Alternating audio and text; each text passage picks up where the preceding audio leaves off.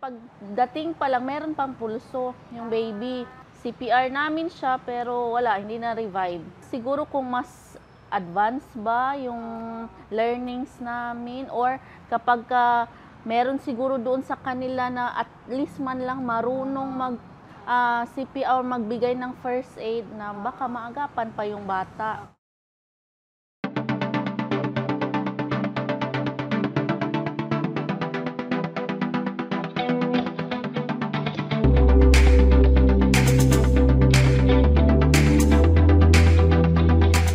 Mag-8 years na ako sa community, so parang maraming experience na sa ground. Yung mga, lalo na yung sa mga far-flung area, yung mga malalayong mga sityos, siguro 1 oras ang biyahe. Marami na rin kasing mga pasyente na hindi na umaabot ng hospital. Ay kahit yung mga bleeding, at least alam nilang ma-manage ba kung meron lang talagang marunong doon sa area ba. Maganda yung training na ganito, kasi nakikita nila mismo kung ano yung ginagawa namin sa area, lalo na yung mga rescuer. So kapag andyan sila, masabi nila sa family na, ay ganito pala yung ginagawa nila. So yung mga maling paniniwala nila, sabi nila, ganun pala yun siya ma'am.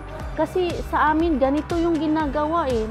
Once capacitated na sila sa mga ganitong training on first aid and basic life support, magiging handa sila sa anumang sakol ng darating.